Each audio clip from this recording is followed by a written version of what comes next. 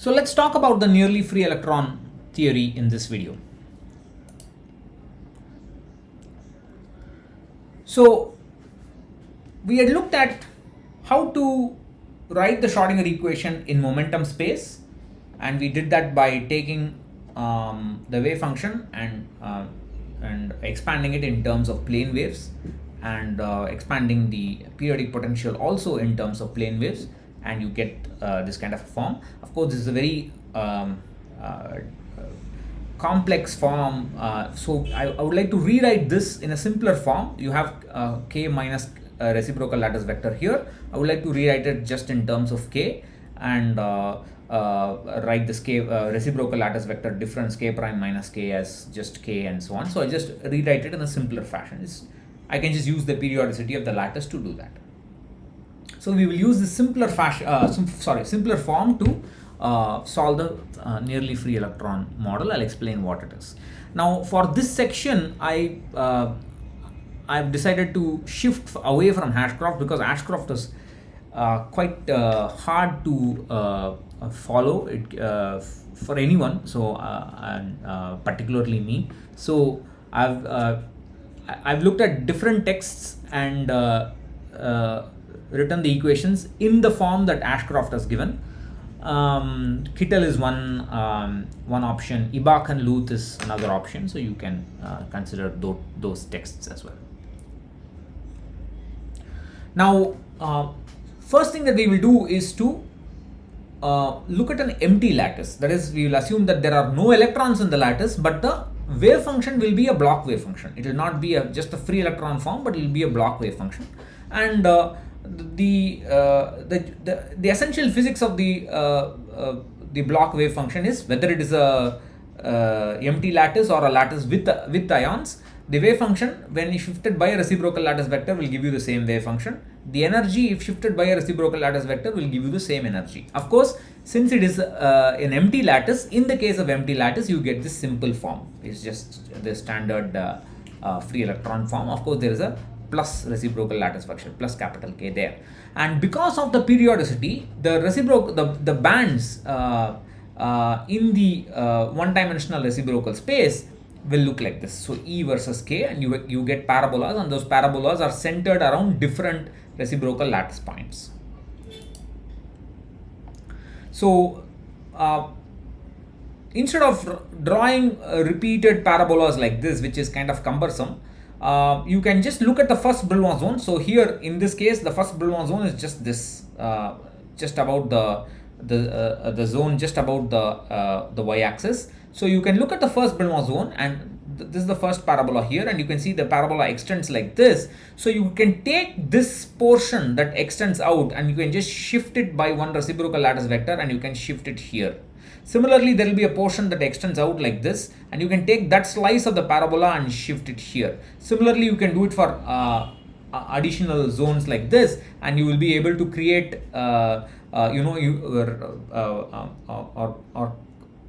basically reduce all the bands outside the first Brillouin zone within the first Brillouin zone, and that's called the reduced zone scheme.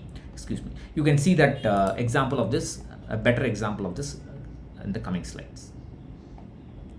So this is a reduced zone scheme for a cubic lattice cell. This is a three-dimensional band structure, but this is an empty lattice. There is no potential, and you can see all kinds of bands. So this is the simple band that we know in for one particular reciprocal lattice point. These are the dotted lines. They are all correspond to bands for different reciprocal lattice vectors. They have all been pushed into the first Brillouin zone for convenience. Of course, convenience may not be the right word because it looks very complex. Of course, you have to label the bands and so on. I've just given you an example of a structure. So even for an empty lattice, it looks that bad. So real three-dimensional lattices will look quite complex. In this course, I don't want to talk about three-dimensional lattices. In any case, though it's a very specialized subject, those who want to learn about it can learn about it in their own time or in additional courses.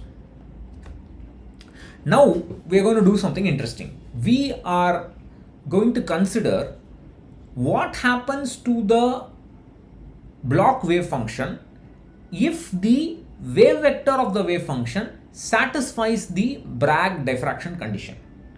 Remember, I had said that we have a Bravais lattice, and we had written down the condition for constructive interference for wave vectors. In that case, the wave vectors was an externally applied wave vector, that was an X-ray coming from outside.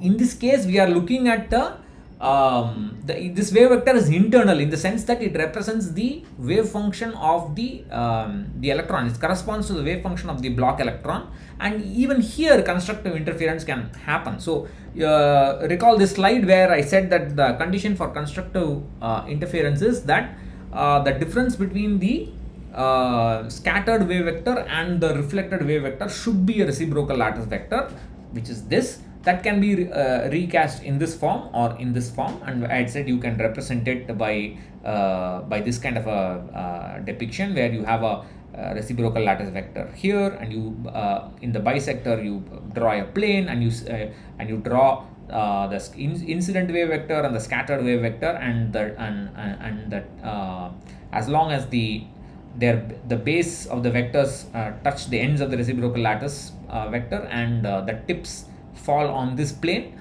you will get the Bragg diffraction condition satisfied, and that means constructive interference. In one dimension, so we will stick to one dimensions.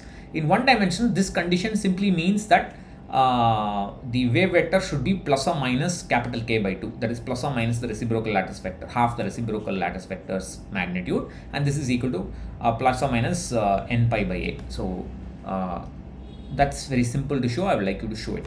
Now what we are going to do is we are going to show that at the zone boundaries, that these are the zone boundaries. So at the zone, this is plus capital K by 2, this is minus capital K by 2. So at the zone boundaries, we are going to show that the block electronic wave function, which usually has a free electron form, at the zone boundaries it has got a standing wave solution of this form. We are going to show that. So in the nearly free electron model, what we do is we are going to assume that in all for all k vectors, that is wave vectors inside the first Brillouin zone, away from the zone boundary, we are going to assume that the electron behaves like a free electron. So it's a traveling wave, it's a free traveling wave of the block form. But for wave vectors close to the zone boundaries, close to this boundary or that boundary, the wave vector gets modified because of the periodic potential, and particularly at the zone boundary here and here, you get actually standing wave solution. That means what happens is at the zone boundary, the Bragg diffraction condition is satisfied, that is the constructive interference condition is satisfied, and basically the wave, which is a traveling wave for all these k points, at that k point it becomes a standing wave, that is the wave gets reflected from this zone boundary, it goes there. Here also the diffraction condition is satisfied, the constructive interference condition is satisfied, it's reflected back and get reflected back again and back and forth. So it keeps getting reflected from both ends of the first Brillouin zone, and therefore that represents a standing wave of this pattern, which we will presently show. So